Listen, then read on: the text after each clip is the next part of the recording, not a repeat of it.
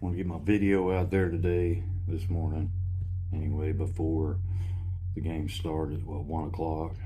Uh, Valkyrie and the Suns, right? Give you my predictions and let you know,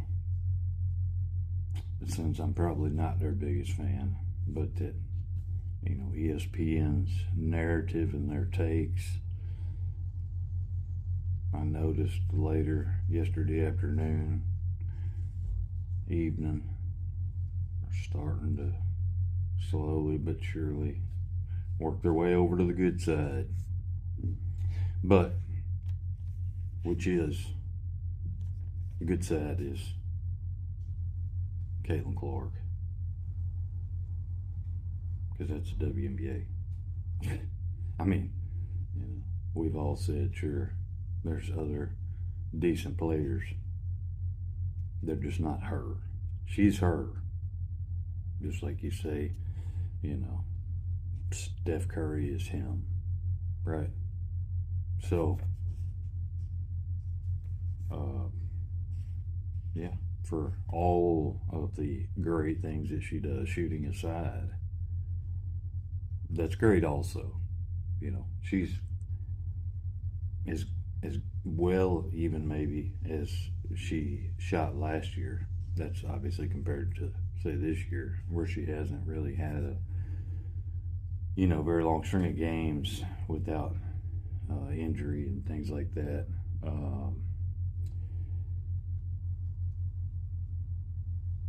I definitely looked for her numbers to go way up. They got nowhere to go but up. This year, minimum, but even from last year, you know what I'm saying? Like, I expect that by the time third, fourth season are over, that her overall, just say 3-year, 4-year average, for, say, 3-point field goal percentage will be in the 40s. Her free throw shooting will go back to the low 90s. Maybe better.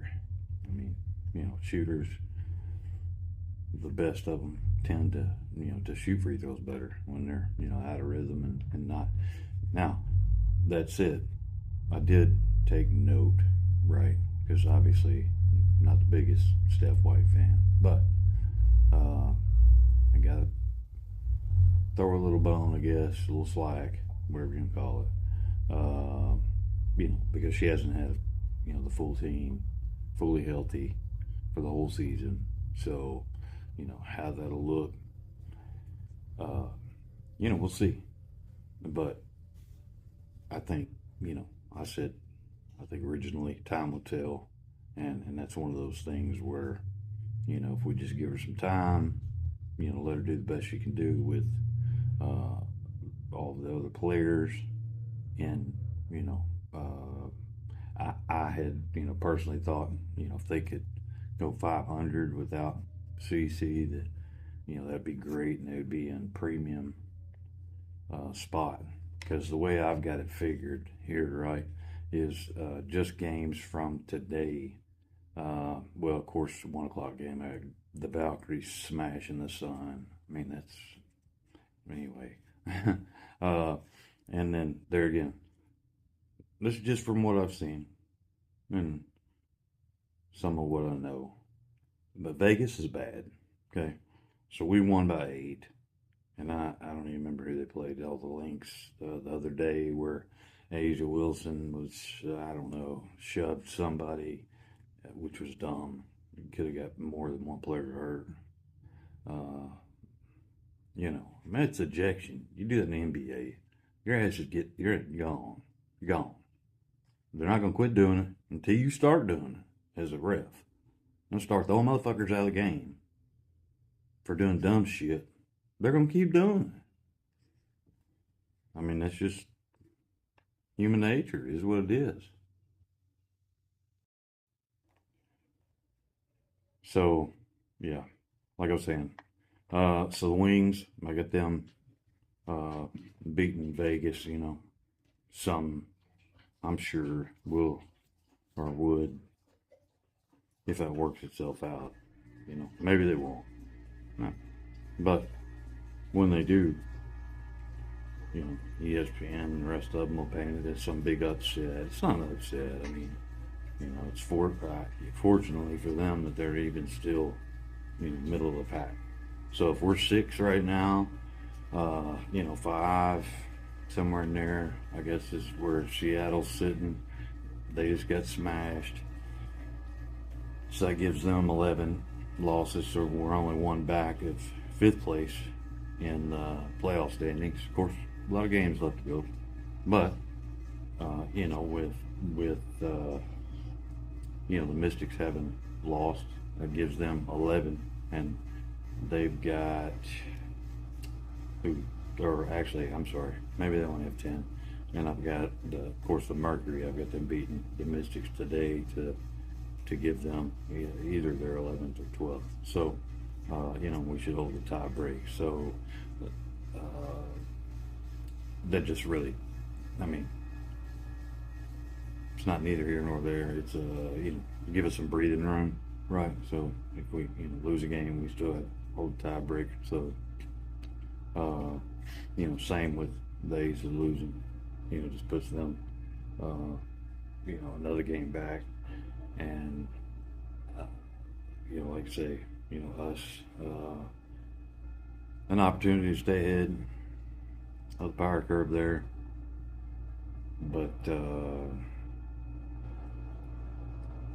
what did I made a note here? Let's see.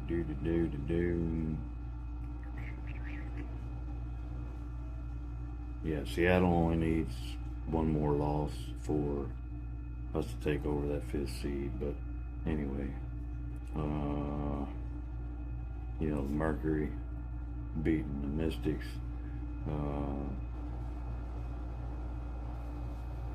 You know, just along with the Aces losing, gives us a game apiece on both of those teams. Breathing room, and you know, it's like fouls you don't want to give. You know, not that we want to give any away, but I mean, in all honesty, you know, our next 10 games, it's got to be the easiest schedule I mean ever made. So I'm going to pose this question. You can put comments in the down below or whatever they call it, right? Is you know, ESPN and anybody else and everybody else wanted to you know, throw their narratives or their own thoughts out there and all, I mean, yeah, whatever bullshit. So here's mine, right? And, you know, Caitlin Clark fans, Indiana Fever fans should do the same thing. I think the Sky are better without Angel Reese. It is what it is. I mean, she set, what, last night, night before last, you know, they got blown out. Shit, they've been getting blown out anyway.